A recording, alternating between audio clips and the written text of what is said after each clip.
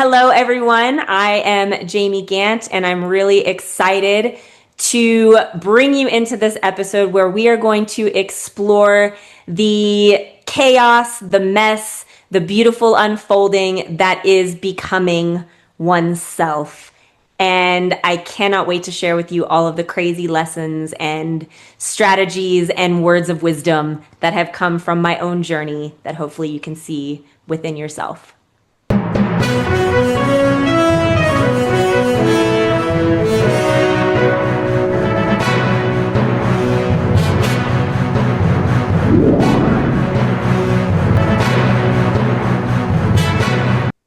Ladies and gentlemen, welcome to yet another exciting episode of the Online Prosperity Show, the place where real people with real transformations come to share the roadmap behind the clarity, confidence, and courage we are all searching for. So if you've ever felt the weight of success and maybe it was looking good on paper, but it actually just feels wrong in your body, I think today's episode is going to feel like we just recorded it for you. I'm your host, Prosper Taruvinga. And while you're at it, I just want to make sure that you subscribe to the channel wherever you are to make sure that you're not going to be missing out on any of these exclusive conversations. Now, today, I have the absolute pleasure of sitting down with Jamie Gantt. Now, Jamie, how are you doing today?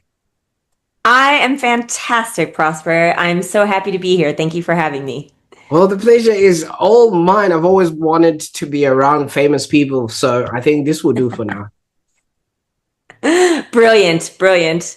Absolutely. For those that are wondering what Jamie is famous for, well, she's a former corporate leader who traded burnout for boldness, and a woman who literally packed her life into bag full of hopes and dreams, or should I just say courage. And she carried that across the world, from America to Prague and now in Joburg. And then she also went on and built radically active coaching while she was discovering who she really was behind all those titles. Now, I mean, obviously, Jamie, bless her, she also travels the world having full conversations with the universe out loud. She was just telling me right now that that's exactly how she rolls, and she proudly calls that the most stable relationship yet. And I think those in the audience are probably just shaking their heads, wondering what to expect here. So we're going to unpack her journey, obviously looking at the ambition, the collapse, the silence, the healing, and also the reinvention. And we're going to be looking at her upcoming book, Becoming Myself, which is already shifting how women reclaim self-trust, identity, and purpose. So while you're listening, I just want you to note where in your life you're actually just doing a performance than actually leaving, and just try and resonate with the story that we are about to unpack here. Now, Jamie, I could go on and talk about things that I'm not even qualified to talk about. Your story starts off as somebody who was climbing the corporate ladder, hitting the milestones, obviously checking every box, but you do then come across a lot of things, along the way. So maybe just open us up with what were you sort of doing, and what was that career that you were so hell-bent on succeeding in? Yeah, so it's an interesting thing. Like, I think I would have to backtrack just a little bit and start with my background. So I grew up in a very toxic, very unstable household. So my parents were they were partiers, basically, drugs, alcohol, like lots of parties, lots of instability. My mother sadly couldn't hold down a job to save her life, it felt like. So we didn't really have money. We didn't have a lot to go from. And I remember growing up just thinking that whatever I do with my life, I don't want to be this. And so I think I very much was running away from where I came from. And in my early adulthood, I didn't really know what I was going to do. I didn't go to university straight away. I finished high school and I just started working odd jobs. And then eventually I found myself being a heavy partier as in my early 20s and basically doing exactly what I witnessed my parents doing. And I stopped myself on one New Year's Eve and I thought, this cannot be my life. I am not doing this anymore. I need to do something.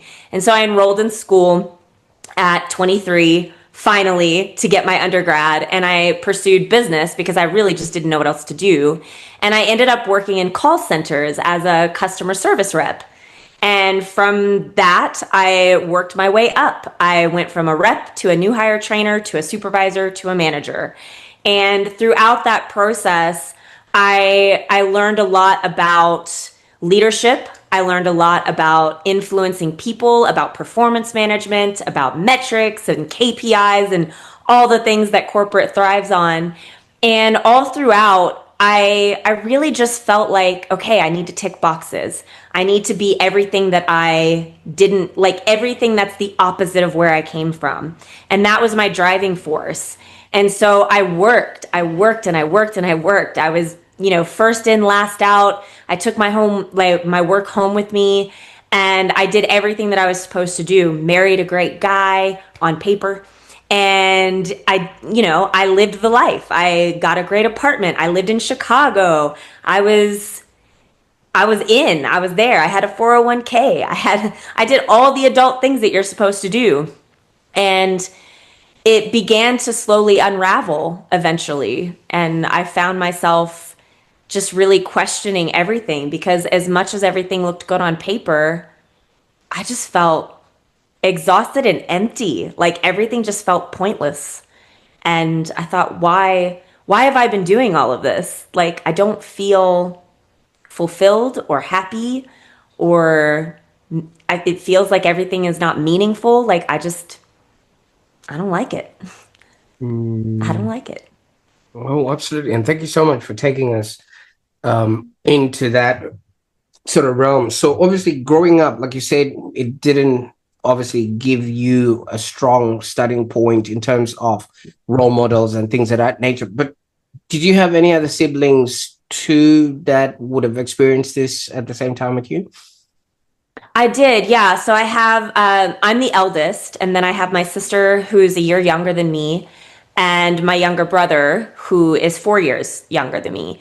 And actually, I feel sometimes I kind of playfully joke about it, but it's actually kind of serious. We're trauma bonded. Like we stayed close, and it's not necessarily because we get along well or we have lots in common. We're very trauma bonded.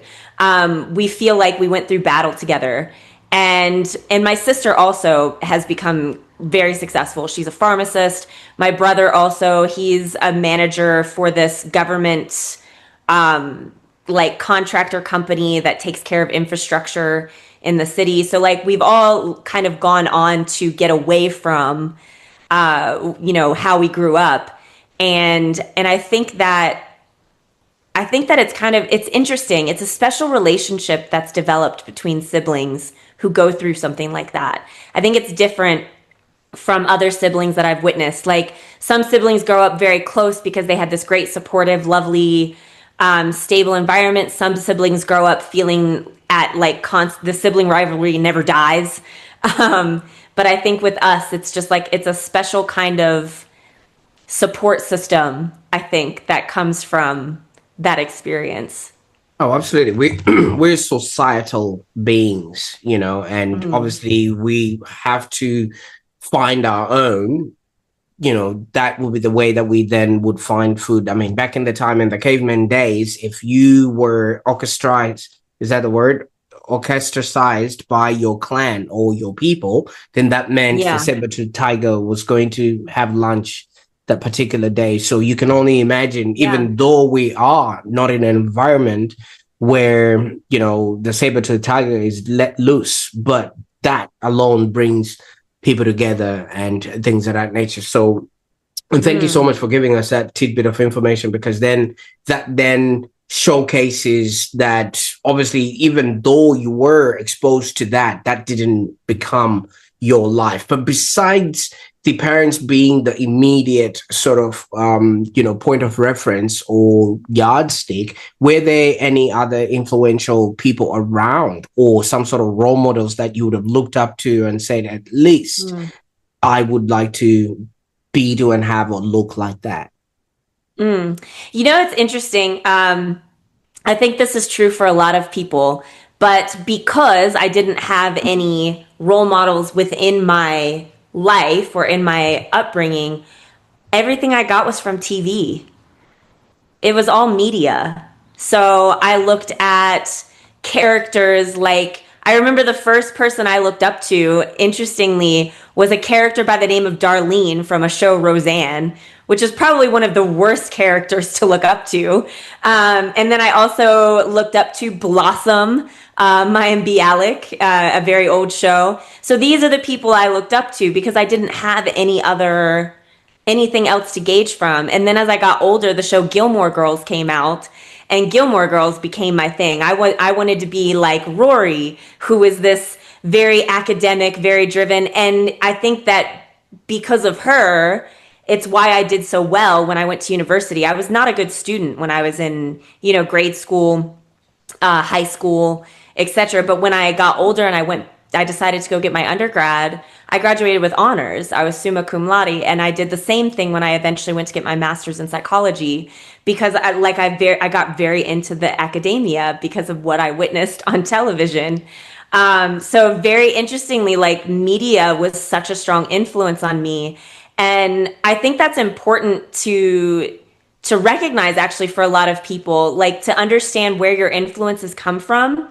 And I think also being mindful of what sort of media you expose yourself to, because there's a lot of media that I was exposed to that I was building my identity around, and my actions and behaviors were influenced by that were not healthy. I was also influenced by Sex and the City. I thought I was Samantha Jones for a lot of my adult life. That is not healthy. That's not a way to live. But that was what I had. And it wasn't until later when I started working in call centers and I started working my way up, I was very fortunate to work at a company that believed in personal development and professional development and personal growth. And so I was exposed to a lot of people that taught me how to take personal accountability, take ownership of my actions, to admit when I've made a mistake, to do the internal reflection that is required of leaders to become stronger personalities in the sense that they're grounded in who they are, and you can find your leadership voice, and you can really help people identify their strengths and their values and what it is that's important to them so that you can create, these great dynamic teams and things like that. So being in that environment really was such a blessing, and it really got me on the path of understanding myself better and understanding the value of connection with people who are a positive influence. So, Mhm. Absolutely. Absolutely. And thank you so much for that, because you're absolutely right. Fish don't see the water that they swim in. And when you start dressing, acting, talking like your favorite actors, you automatically embody that. And half of the time, I actually see this in my kids. When they wear their Halloween costume, they automatically become that particular character, jumping, skipping, and everything else, just exactly as a character does. So you might not realize, while it's happening to you, but obviously your brain automatically starts acting on the personalities of that person. And I like that warning that you just given people: be careful what your influences are. I mean, like, you never know. And I think the people that are watching the online prosperity show are doing the right thing, because obviously they're getting advice from, people like yourself. But you obviously were almost about to fall off the bandwagon yourself at 20. What happened? so when I finally made the decision to shift, it was, and I actually talk about this in my book. I paint it out quite vividly. So I had been just sort of working odd jobs, partying it up, lots of drinking. I was very heavily in cocaine. Like that drug just grabbed me. And I was deep in it. And I remember one New Year's Eve, it was 2006 going into 2007. And I was at a bar with friends, high as a kite, drunk as could be. And I was looking around, and this is, back when smoking in bars was still acceptable in the States. There's a smoking ban now. But so, smoke filled dive bar. It was karaoke night. I'm out of my head, and I'm looking around the room, and I'm seeing all of the people that I've chosen to spend my time with are all of the people that I grew up afraid of. Like they reminded me of my parents' friends who were so loud and obnoxious and always drunk and on drugs and talking like ranting about the government and whatnot. Like that was what I was surrounded by. And I just looked and I had this tiny little lucid moment. And I was like, this cannot be my life. I just became my mother. How did this happen? And I was like, I can't do this. I can't do this anymore. And so I remember taking my leave early as soon as the midnight hit. We all gave our Happy New Year. I said goodbye to my friends. And I don't think I talked to them for like 3 months after that. I just sort of went back to my apartment and holed up and thought about, okay, how am I going to stay sober? How do I not go out anymore? What am I going to do with my life now? And that was what kind of put me on the path to going to get my undergrad in business and moving into the call center space and just saying goodbye to all of that. And I say it now as if it was just this like montage of, oh yeah, like get clean, whatever. It was so hard. It was so hard. I was depressed for years, and the social anxiety was insanely through the roof. Just being around people felt like, oh, how do I do this? Because when you get used to being around people with no inhibitions and under the influence of drugs and alcohol, it feels different suddenly when you're out and you're sober. It's like, how do I act? What do I say? What are they thinking? What do I do? And the brain just, so yeah, it was a lot of years of shedding the the habits and the comforts that I had created for myself for so long that were not healthy comforts. Congratulations for seeing that. You see, because fish don't see the water that they swim in. And from what you're saying, this kind of sounds like it became familiar because you just grew up around this, and it is what it is, kind of thing. But you did say you'd already started going on the path of self-development and things of that nature. Would that have been the thing that really woke up inside of you, or was there any support in order for you to really then snap out of it completely? Mm. Yeah, I think that so that moment was just I think that was my first, I would say my first turning point. So because I was so young, and it was just it really was, it was like a random moment of lucidity. I don't know how it happened. I think maybe the universe was trying to like give me a little nudge, like, hey, you're doing it wrong. Stop. And so, but once I made that decision, I was lucky enough to have made some new friends. So when I was at university getting my undergrad, I was at Columbus State because I was living in Ohio at that time. And I had made some friends in the classes that I was taking. And I remember there was actually a young man that I had started dating who was in class with me, and he was what the kids call straight edge. So he was completely sober, never touched anything. And he actually was a very kind, very stable support system during the time that we were in a relationship together. And he got me into the 12 steps. And so I did the whole 12-step thing.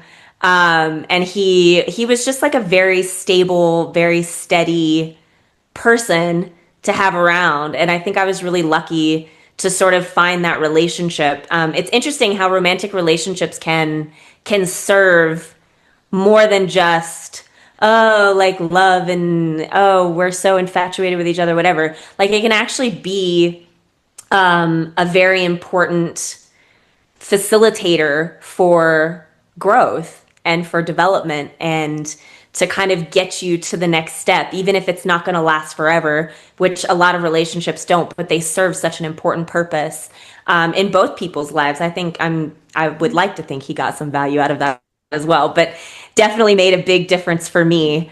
And he kind of helped me find that aligned way forward. So it's always people. You can't do this stuff alone. Like humans can't human alone. I say that to my clients all the time.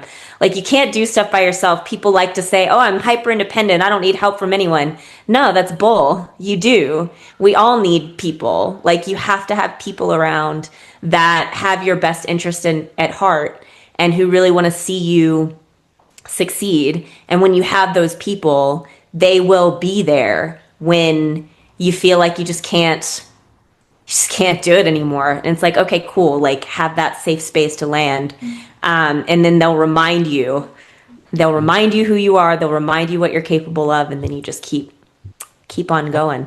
Absolutely. And we do have people that come into our lives and they do come in for a reason. And once that maybe they're part in that journey that is aligned to our growth is probably done, they will just fizzle out and move on and maybe do the same for yet another soul that's out there. So that is pretty remarkable. So you went on, obviously you cleaned up. Wasn't there any relapse with that? Because usually half of the time some people, 5 steps forward and then Yes. 25 back and things of that nature. Yeah. Yeah, I mean there were definitely some relapses, there were some getting off track. So if I think about it so that was 2007 basically is when I started kind of shifting things. And then I got my undergrad, I worked my way up through the call centers, and then around the age of 30, so what are we talking? 2010, 2011-ish, somewhere around there. I I was at this point I was a supervisor, and I had been dating someone new, and this is who actually would become my husband. We got married in 2013, and at that point now I was a manager in a call center in Chicago. And so like throughout, like if I look at all of that span of time, there was a lot of like kind of going off course, correcting, going off course, coming back. And then I think when I met my now ex-husband, that was my time where I was like, okay, I'm done. I'm done with the partying. I'm done with everything. I'm going to get married. I'm going to settle. I'm going to have a good life. And I shouldn't have said it settle like that. Settle down. It wasn't settling. He's a great person. But yeah, so like that was what I did. And even before Chicago, we had relocated to Los Angeles. He was an actor. So we went to Los Angeles for him to pursue his acting career and hated it. Like LA, it's just, the people there are not good energy. And then we eventually went to Chicago where he was going to pursue theater. And so that's how we kind of ended up there. And I spent almost 5 years in Chicago before finally reaching burnout and packing my bags and deciding to be a nomad. Yeah, and thank you so much for that. So obviously your love for actors just didn't end on the screen, right? You brought them home. Yeah. It's true. And I've always been attracted to performers. If you look at like the collection of my romantic encounters, musicians, frontmen, actors, musical theater, like all of these, that's what I gravitate towards. But when you grow up with the media babysitter, that's what you get. Absolutely. Great stuff. Now, obviously, in between those times, you were, like you said, checking every box, leveling up the corporate ladder, even ticked the marriage box. But from what I am gathering, inside something was quietly breaking. What was Mm. not exciting about you actually achieving all those things that you would have wanted as a kid, in this now, future self of yours? Yeah, I remember as the years went on, when I look back on it now, I should say, I didn't really fully comprehend it when I was in it. But as I reflect on it now, when I look back, every milestone ticked and every promotion, every success at work. I remember being like one of the top performing teams in the enterprise, and that was supposed to be like a big deal. But every one of those things, it always felt like somehow it wasn't really mine. Like it wasn't my success, it wasn't my joy, it wasn't my celebration. And I think most people would identify that as imposter syndrome. And that's kind of what I told myself, is like, oh, I'm having imposter syndrome.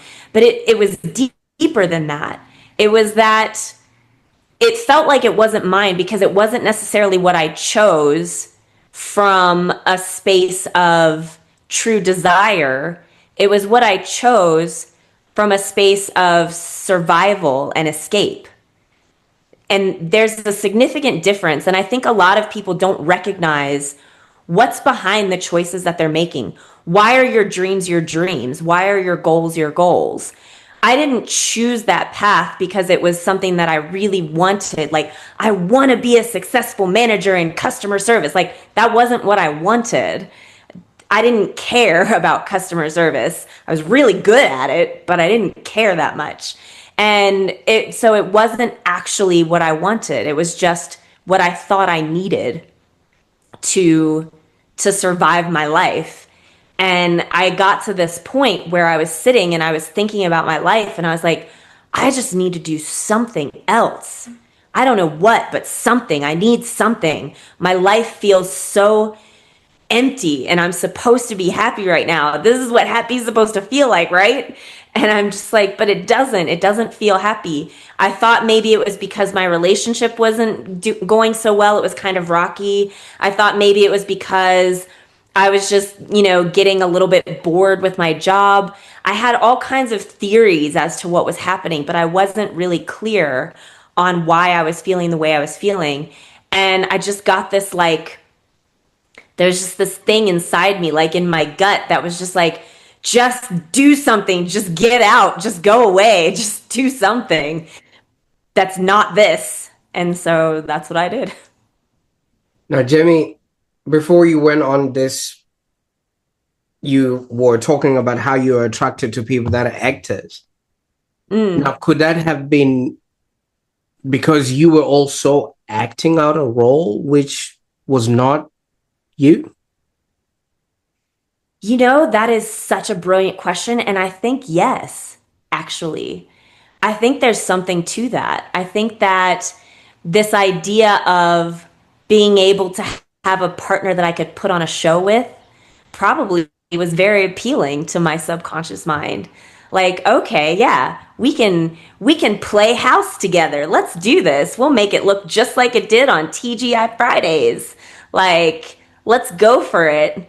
All the sitcoms, like I in and when I do think back on it, that's really what I was doing. Like if I look at the course of my adult life, it was one romantic partnership after another, and every single one of them, it was me trying to create that picture that I grew up watching, because all the people on TV had these great families and these great houses with these great careers and this great life. And I was like, oh, yeah, I want that.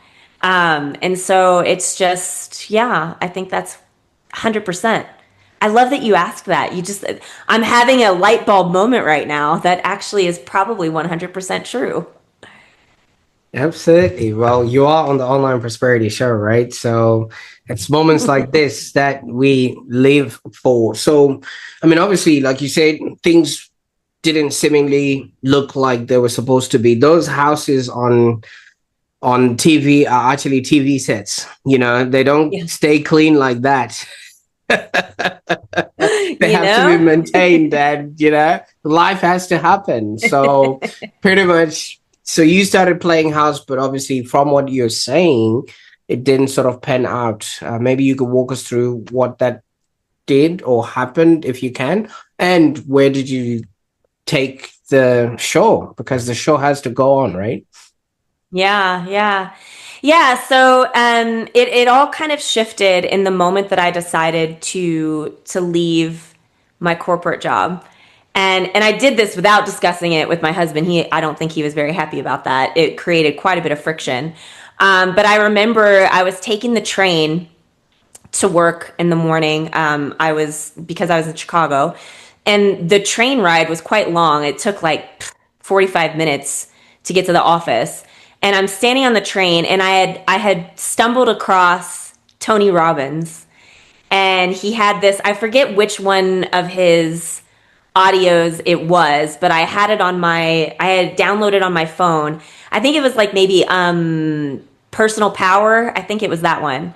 And throughout he's talking about, like, he's going on this like soapbox rant. If you don't like your life, change it. If you don't like your job, change it. If you don't like the relationship you're in, change it. You always have a choice. You can always make a change.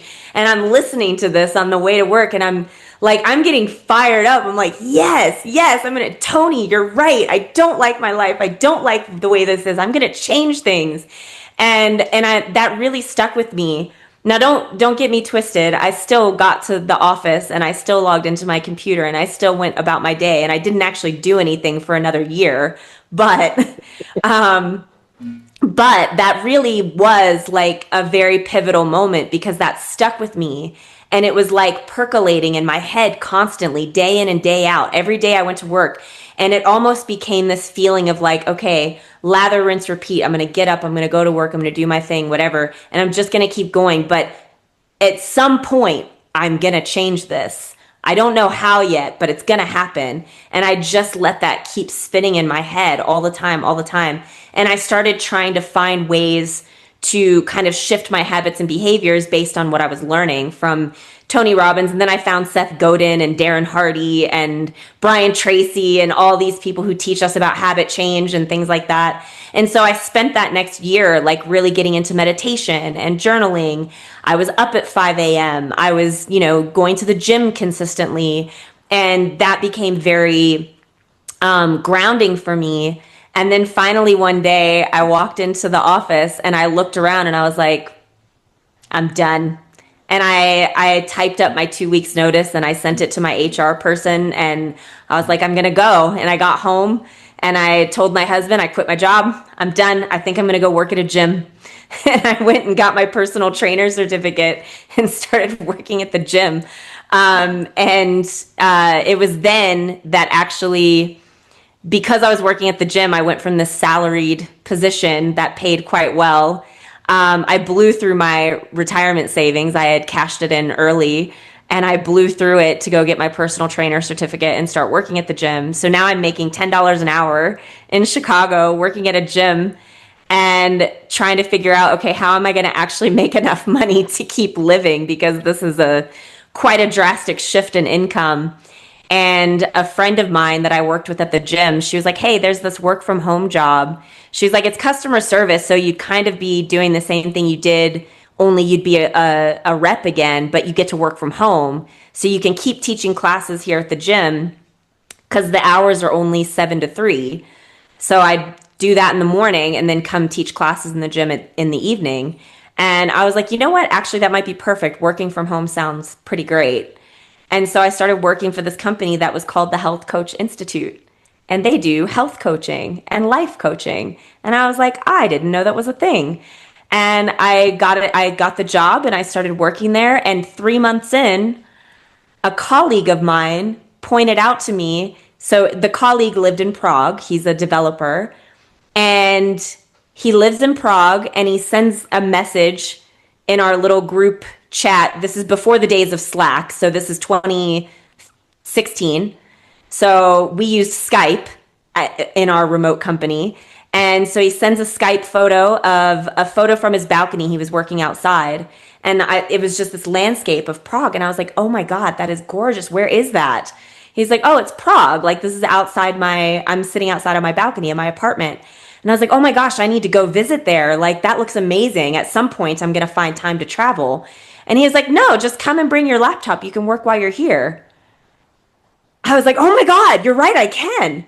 This isn't just a work from home job. This is a fully remote company. I can work anywhere. This changes everything.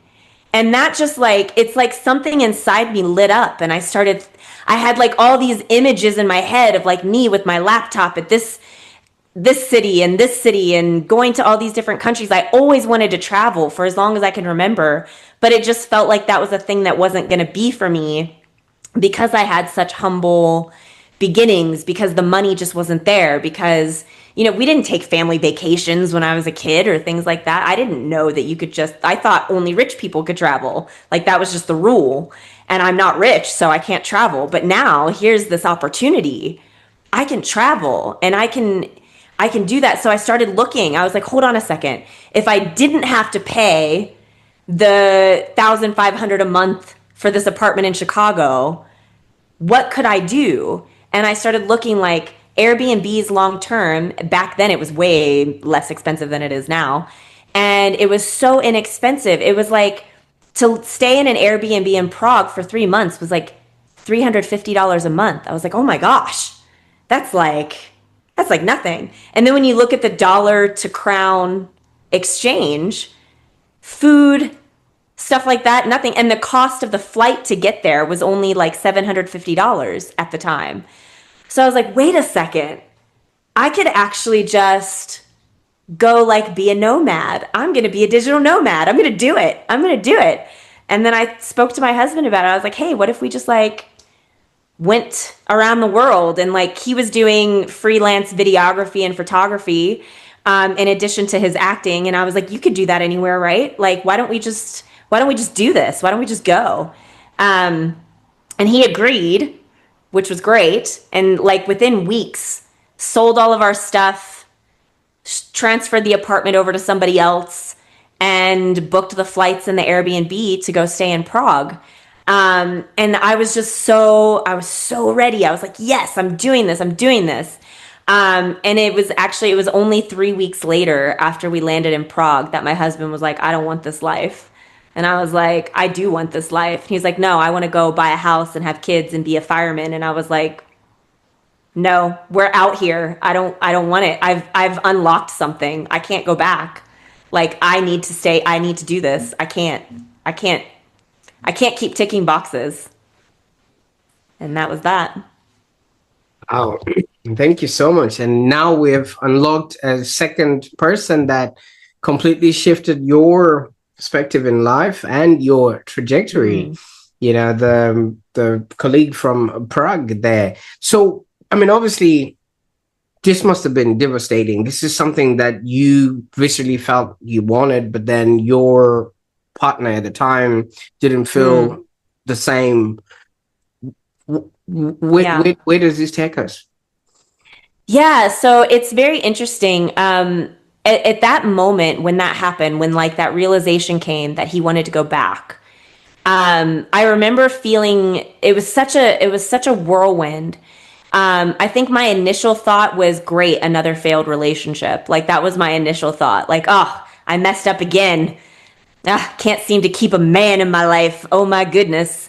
But at the same time, I was like, nothing can convince me that this isn't the right way to go. Because there was something about being in that country and like getting on the trains and the trams and like picking up like all the Czech words and like learning how to converse with the people. And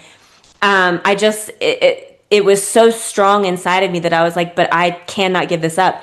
And I told myself, like, but we have we started as friends before we got together and eventually got married. And so I thought, surely our friendship won't die. So I kind of told myself all of these things to kind of self-soothe. I was like, everything's going to be okay. Like, he's going to be fine. He's such a charismatic, like, naturally successful person. He's still doing well in his life. Like, we are still in touch. And I mean, he's such an amazing person. So I was like, okay, no, like, everything's going to be okay. I'm going to figure this out. I need to do this. Like, I'm doing this for me. Like, for once, I need to do something for me, not because I feel like I have to, but because I want to. And when he left, I remember, like, we got his flight booked and everything. Like, I mean, we were sharing a bank account. Like, there was a lot of untangling that had to happen. Obviously, like, being a married couple, and then, but luckily, technology, you can get divorced online. So if anyone's out there worried about the complications of divorce, if you don't have kids, you can do it online. It's fine. But yeah, like, I remember feeling when he left the next morning, after he booked his flight to go back, I didn't even go with him to the airport. And, like, we said our goodbyes. There were lots of tears, and, call me when you land. Like, we'll figure this out. We'll figure out what to do next, whatever. But I remember I expected to feel devastated. I expected to feel so sad. But as soon as I closed the door behind him and I looked around the little Airbnb that was going to be my home for the next 3 months, I was just like, I just took this big sigh of relief. Like, I suddenly felt light, and I felt like, okay, this is all me now. Like, everything is on me, and I want it, and I'm ready. Like, let's do this.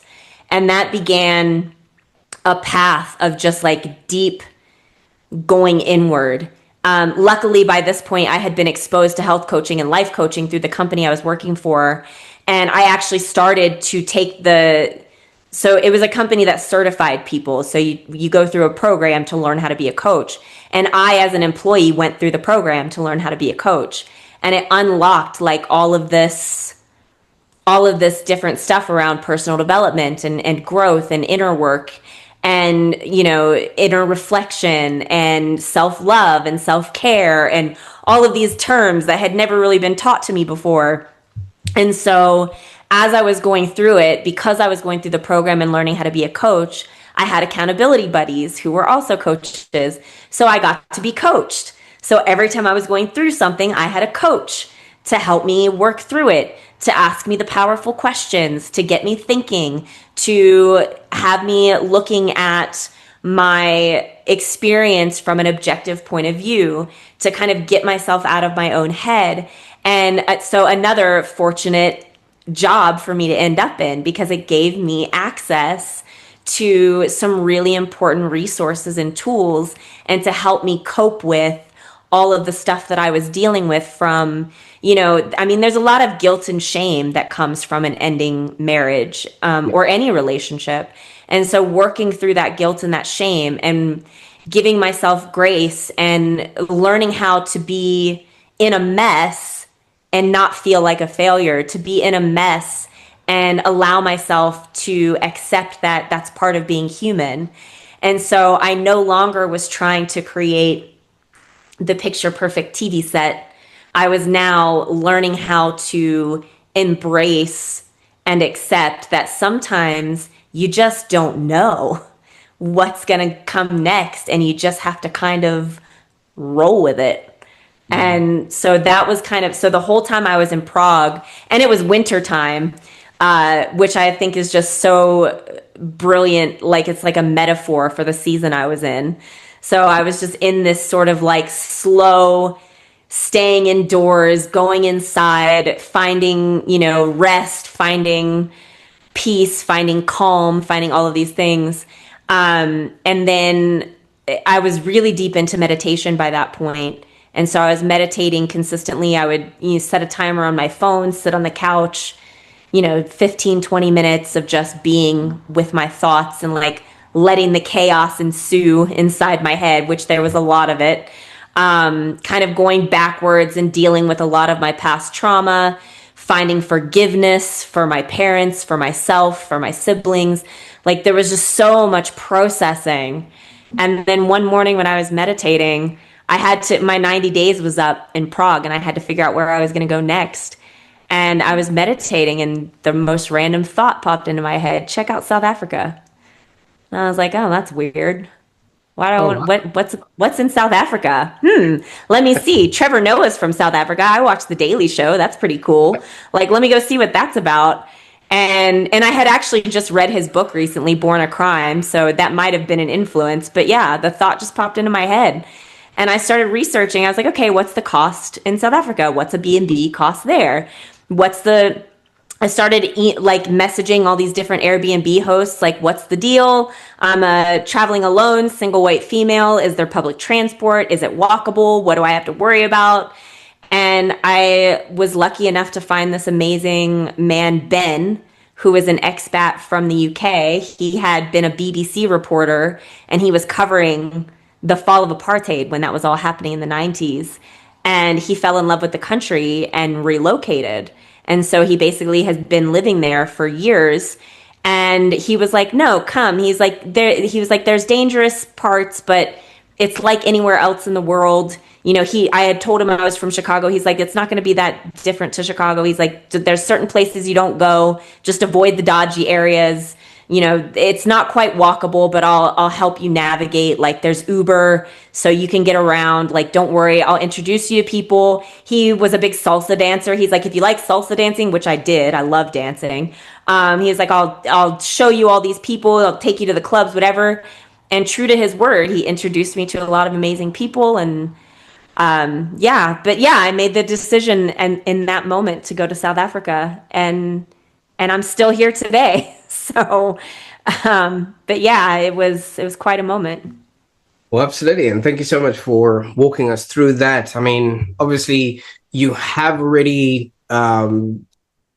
introduced us to, Tony Robbins in your life. And he says something that's really profound, but it takes a redemptive ear to understand what he says. He says, life happens not to you, but for you, For and you. Yeah. yes, absolutely. And in this particular instance, you did obviously come to a point where the life that you'd built with your partner then just, left as he walked out that door.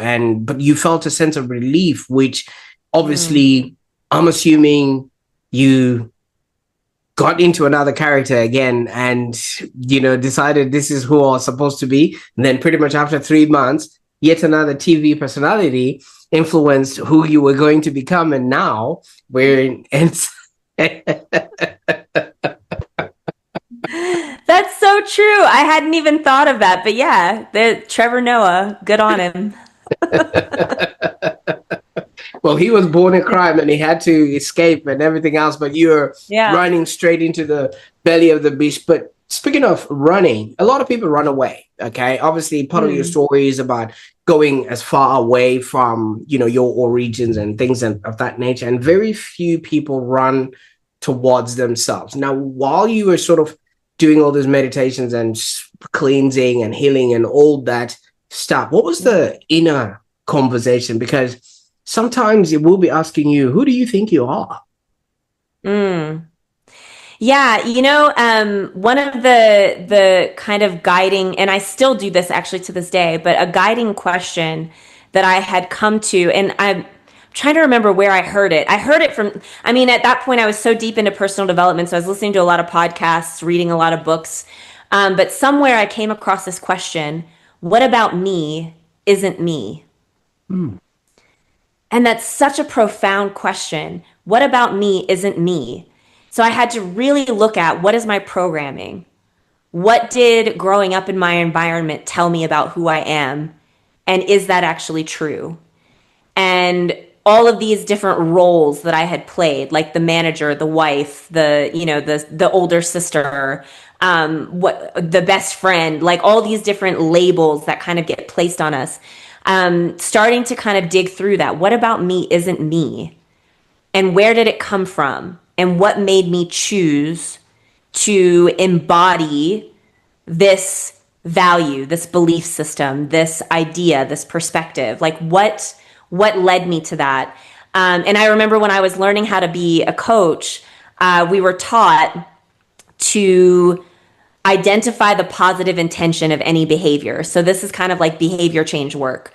Every behavior that we have, every habit that we've developed holds within it a positive intention. Something inside of us told us that we must do this thing for a certain reason. Sometimes it's because we want to feel safe, we want to feel loved, we want to feel joy, we want to feel, and I think it all kind of comes back to the three main things: love, safety, and belonging. I think that's what all humans wish to experience. We want to feel loved, we want to feel safe, we want to feel like we belong. That's what gives us this like feeling of, okay, it's okay for me to be here and be human. I'm allowed to take up space. Love, safety, and belonging. And so I started to really dig into like my habits, my behaviors, my thoughts, and even like, you know, the goals I would set for myself. No longer was I setting goals because this is what successful people do. I was trying to understand the goals and how they align with my values, with my natural strengths, like what I just seem to be naturally good at, not because I practiced or because someone told me I had to do this or because someone said, oh, you're so good at this, but because I felt like, yes, I feel comfortable and strong and good in doing these specific things. So kind of really digging into that. And that was a big part of what sort of helped me kind of work more towards myself and understand who I really am. So if I were to get rid of all of the labels and all of the programming and all of the habits and all of the behaviors, what lives inside of there? Who is that person? And that's where I started to kind of really recognize like, oh, okay, I'm a person who loves. Like, I just love. I'm just a big, giant ball of love. That is me. And if I strip away all the stuff, that's what you get. You get a floating being full of love. Like, that's the core. And it's through doing all of that work and kind of digging into stuff that I was like, okay, now I know who I am. And understanding that the programming doesn't go away. People always talk about like, oh, reprogram your mind, rewire your brain. Like, cool, that's good. You can create new pathways, yes, but the old pathways don't just disappear. So there will be circumstances that will trigger, is the popular word, that will trigger those old behaviors and those old habits and those old thoughts and those old beliefs. And I've learned that like, what's important is the awareness of them and the awareness of where they come from and the awareness of the purpose they served at the time when they were created, and getting yourself into that space of choice. Like, okay, I know what this is. I know where it comes from. I recognize it. I understand why it's coming back around now. Let me decide to go on the new pathway that I've been creating. And so it's just this constant, like, you know, checking, self-checking, like being aware, being present in the moment, like paying attention to all of the automatic stuff that happens, so that you can choose something differently. And yeah, like that's what it takes to be authentic and to be your real self. Authentic is such a buzzword. Oh, I'm going to be authentic. I'm being myself. Everyone can just deal with it. Like, cool. But actually, to be authentic, you have to accept the fact that, you know, you are a robot. You were programmed. You were programmed to be a certain way, but that's okay. It doesn't matter that you were programmed a certain way. You can still choose differently, but you have to be aware of it. You know what I like about what you're saying is so many people just live in a humdrum type life, you know, like what you were saying, just cruising along, go to kinder, go to high school, all checking those boxes, get married and buy a house with a picket fence and all that stuff.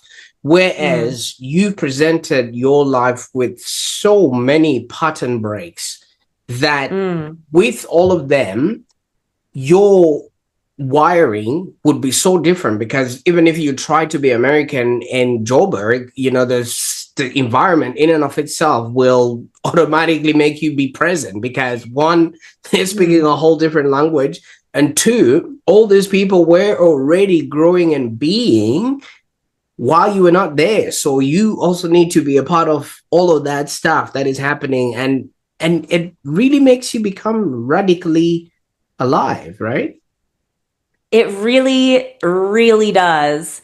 And I think that, and which is what inspired the name of my coaching practice, Radically Alive, because I think that's important. Like, if you think about radical, push the envelope, stretch beyond the boundaries, like push outside the box. And I've always kind of been a little bit of a rebel at heart. I was never really into authority. Like, teachers didn't like me very much. I was naughty. I did not do what I was supposed to do. But I don't like being told what to do. And so I think that's probably an undercurrent of a lot of like me making these drastic choices to push myself outside of my comfort zone, because I'm just the type of person that it has to be big or it's not going to matter. And so, but I think there's something to that. Like to your point, it's impossible not to get pattern breaks when you are in a completely unfamiliar environment. And this is actually something I even impress upon my clients, is find ways to make yourself have to be uncomfortable. Like, get uncomfortable. Like, and even small stuff. And I'll give you an example now. Just 2 days ago, I completely rearranged the entire setting of my living room, and I moved stuff into all different places. And I do this regularly. Choosing to wear a different pair of shoes every single day, like small things like that. You have to do something that makes it so it's not always so familiar, so comfortable. It's like fighting complacency, because if you get complacent, you're missing the opportunity to really be confronted with your programming. And like you won't see your programming unless you have something to snap you awake and be like, oh, where is this coming from? So if you can be uncomfortable as much as possible, like, that's where the magic lives. People avoid discomfort so much. I don't like to be uncomfortable. I don't like it. And even me, like, I'll get, really intense anxiety symptoms sometimes if I'm super uncomfortable. But that's such a beautiful thing, because I know now in those moments when I'm feeling so anxious and so emotionally heightened, like, hold on, there's something important here that I need to look at. Thank you, anxiety, for showing up so that I can recognize, okay, like, what's happening? What's making me so uncomfortable? Where does this come from? What's the meaning I'm making out of this situation? What do I believe to be true in this moment? What's actually true in this moment? And start kind of going through that internal dialogue. And I don't think that I would have been able to do that if I hadn't pushed myself into these situations. Not that everyone has to go and pick up their life and like move to a new country, but find ways to get uncomfortable, because when Preach you're to the choir uncomfortable, you here. learn. Yeah. I say you're preaching to the choir here. I also had to do a complete opposite and things of that nature. Yes. But in all this journey that you've taken us on, and thank you so much. This has been fantastic. You literally were presenting to us different versions of yourself that have Mm. now morphed into the person that we've just spent a bit of time with. But I mean, obviously, you asked that question, what about you isn't you, which I think is very profound. But Mm. Jamie, have you become yourself? Who have we met today? Yeah. So, I have to say, Prosper, I am still in the thick of a mess right now. Mm. So, and when I started writing the book, actually, so once I got to South Africa, I fell in love with the country. I wanted to stay. And I stayed every 90 days on my passport. I would leave and come back, leave and come back. So I've traveled to a few different places. I lived in the UK for a while. I stayed in Paris. I stayed in Bali. Like, I stayed in all these different places, but I kept coming back here. And I fell in love with a young South African man. And I got a spousal visa because we decided to move in together. And it was one of the most beautiful partnerships that I've ever had. It was amazing. And I thought I found my person. I was like, okay, I am myself now. And I've come into this new relationship whole and feeling grounded in who I am. And we had been together for 6 years. And I continued working full time, but I was starting to slowly think about maybe trying to do my coaching practice full time instead. So I was kind of coaching on the side sporadically while still working full time, doing learning and development. So I was with that same company from 2016. I was with them all the way up until 2021 when COVID hit and they did all these massive layoffs. Then I just got into learning and development for a mental health company. So I was doing learning and development for an American company while I was living out here, and it was beautiful. And in July last year, I started to feel like the schedule was becoming too much because working American hours in South Africa, I was working until midnight or 1 a.m. and trying to continue keeping up with the few coaching clients that I had while also managing that sleep schedule. I was like, no, this is a bit much. So I spoke with my partner and I said, hey, what if I just left my full time job and tried to go all in on coaching? And he was like, he's like, let's think about this. And we looked at the finances. He said, yeah, I can carry us both. He's like, I know it takes a few years to build a business. He built a business himself. He's in wealth management. And so he's built his practice over the years while we were together. And he was like, I know what it takes. Like, he's like, but you know what? He's like, the full time work that you're doing, even with coaching on the side, there's a cap in your income. He's like, I believe that what you have to offer is valuable and the income could go so much further than what you're making full time. So I back you. He's like, let's do this. And I was like, okay, cool.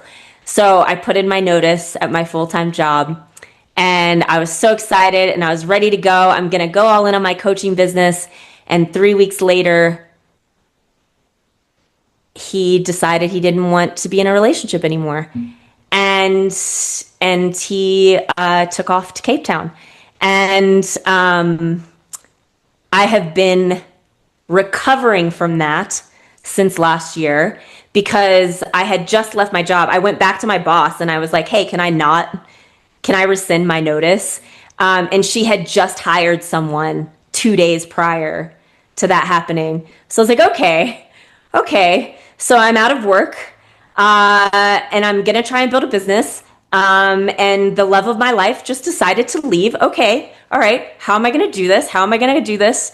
The story of the book completely changed because the book was going to end with me meeting the love of my life. And look what happens when you take a risk and take a leap and live radically alive. That was the initial premise of the book. So now the book has changed. And throughout this year, it has become my therapy. So I've been sort of going through my whole process. And I end the book not on a note of now I am myself and now everything is good and happy endings. I end the book in the mess because I'm in the mess right now. I am still picking up whatever small contract work I can pick up, trying to get into corporates to do leadership training for them. I've had a couple of great contracts there. So just kind of picking up all this little work and trying to make ends meet. But I've literally been in the midst of trying to somehow build a business while also navigating I would say my very first heartbreak. I don't think I've ever had my heart broken before. So there's another, but that's what happened. And so I would say I have become more of myself throughout my journey. But I think that since this breakup has happened and since I've been navigating this sort of like being in a foreign country, like it's not like I could go stay at my mom's. Like she's not here. She's on the other side of the world. And I'm still waiting for Home Affairs to give me my permanent ID. It's been pending for 2 years because efficiency isn't exactly the word I would use to describe Home Affairs. And I'm hoping that they give it to me before they realize that we've broken up because it is a spousal application. And so yeah, so I'm learning new things about myself every day. So I would say the journey to becoming oneself is not it's not linear, and it's not ending. You'll never actually get it done. But the beauty, I think, is in the unfolding. And I think that the more you kind of lean into the idea that there's no final destination. It's not like I'm going to wake up one day and be like, I am the most authentic, best version of myself ever. Like, that's never going to happen. It will not happen because that Mm. doesn't exist. Because every moment that you are alive, you are becoming someone new. Even if you think about it scientifically, like biologically, our cells are in a constant state of regeneration. Our Mm. organs are in a constant state of shifting and changing and growing and dying and whatever. So, like in any given moment, I am not the same person now that I was when we started this conversation, and Oh, that's kind of part of the beauty of it. And so, like, whatever is happening in your world, in your life, in your existence, like, it's not ever meant to be permanent. Like, nothing is meant to be permanent. And the less fixated we get on that, and the less we get attached to this idea of being our best self, like, you can be your best self in any given moment. It's just the best that it can be given the circumstances at that time. Like, it's never going to be the same. And so yeah, so I have become myself, and I'm still becoming myself. oh, well, absolutely. And thank you so much for clarifying that. And Jamie, I must say, your life story and your experience have so much value on so many different fronts that I think this then puts you in a very unique position to be the coach that you are now. Because if somebody comes in with, oh, my parents were this, you'll be like, how much time have you got? You know, if somebody comes in with relationship stories, you'd be like, oh, how much time have you got? If somebody says, oh, I can't find myself in this new place that I've been, you'd be like, Mm. hold my passport. I'm waiting for my ID here. You know what I mean? And I kind of feel Yeah. like not a lot of people can be in the position that you are in. And that's why I always recommend people that come on the show to pay attention to whatever is happening in their lives, so that one day, not only are you going to have a good story to tell, but you have a good story to tell on the Online Prosperity Show. Now, for those that are watching Mm. right now and they are looking at you as some person who obviously things and life has happened for you, what can they learn from you, and how can they get a hold of you, or where are you in the world right now? Mm. Yeah, so I'm kind of all over the place. You can find me online. On Instagram, I'm jamiegant.coach. And you can find me, my website is radicallyalivecoaching.com. You can also keep up with the release of my book. So right now I have a crowdfunding campaign on a platform called Publishizer. And so basically this, it works like almost like a Kickstarter, but for authors. And so the idea is that people can pre-order an advanced copy of the book. And what that does is the more pre-orders I get, then there are publishers attached to this platform. And so publishers can express interest and decide to pick up the book. But even if it doesn't get picked up by a traditional publisher, the money that's being raised through the pre-orders will then be taken and put towards getting the book to print and getting it distributed and things like that. And so you can go on to the campaign and get your copy. You can hear this story that I talked about today, but in much greater detail and much more depth. And you can follow along with me. It's almost like a little adventure book. We'll go on the adventure. And I do have some reflections for the reader themselves. So I've taken a lot of my psychology, because I got my master's in positive psychology while I was earning my coaching credentials. And so I take a lot of the tools and strategies that I've used throughout my journey, and I sort of give them back to the reader, and I give them their own reflection prompts and their own journaling invitations so that they can kind of navigate their own experiences while also hopefully being a little bit entertained and inspired by mine. Absolutely, absolutely. I think I personally think in life we're here to live, to learn, and to contribute. And in what you have given us is not only the receipts of you having lived a very remarkable life, and through all of that, you've had lessons that you've learned, And now you're just sending the elevator down for those that are still at the bottom of the, pecking order, for them to actually maybe skip all those levels of what you Mhm. went through and actually just go on and find themselves. So I will definitely put all those links in the show notes below. And hopefully, people will rally behind and especially maybe buy a few of the pre-orders, because I think Mm. your story really deserves a greater platform and things of that nature. Now, Jamie, I know you and I could talk for days and everything else, Yeah. but as everything on TV happens in 45 minutes plus commercials, and you get to hear all their lives. Was there anything else that maybe I should have asked you that I didn't ask you today?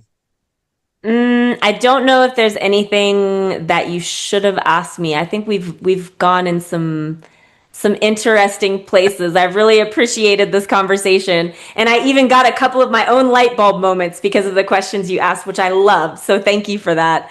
I love any opportunity to take even further reflection on my experiences. So that was awesome. Good idea.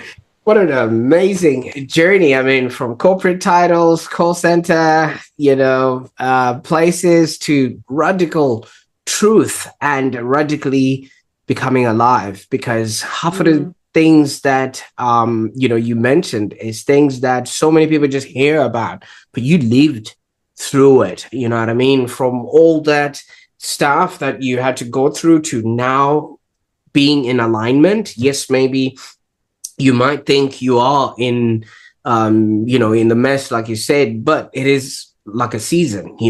Trees yeah. don't walk away from where they're planted just because they've lost all their trees. No, they stand rooted. So there you Mm, are. And I viscerally believe you are onto something, and just hang in there. When the leaves start sprouting, I can viscerally see another book, another life changed, and another mm, life touched. So keep yeah. going. Yeah, thank you so much. Yeah, I've already got ideas for the next book. I'm actually excited. So Then, I'm gonna keep going and I'm gonna keep becoming myself. yeah, you had done so well, Jamie, and up until now you've just committed the ultimate sin, on the online prosperity show. Now you're gonna have to redeem yourself. You're my accountability buddy now, you and the audience. So now I have to follow through. See, Now that's we're how gonna you do have to it wait. there. I just inadvertently gave everybody a little tip. Like, say that build the plane while it's in the air. If you really want to do something, claim it publicly, then you have to do it. There you Can't get go. out. That's exactly what we're talking about. Now, thank you so much. But to everybody watching, I want you to take a moment to ask yourself, I mean, where in your life do you reckon you're performing instead of actually living? I asked this question earlier on. And also, what aren't you? What about you that isn't you right now? And I think I'm going to also reflect on that question a little bit. And I'm really excited for what we are going to do, especially after hearing, your comments below there. So check out Jamie's links. I'll be putting them in the show notes below. Follow her on her socials, and definitely support her upcoming book. You may actually find yourself in some of those pages more than you'd expect. And while you're at it, don't forget to subscribe to the Online Prosperity Show, because in the next episode we're going to be talking about ideas that will help you create a happier existence, not just more success, but a fuller life. I can't wait to see what you do with this information today. Bye for now.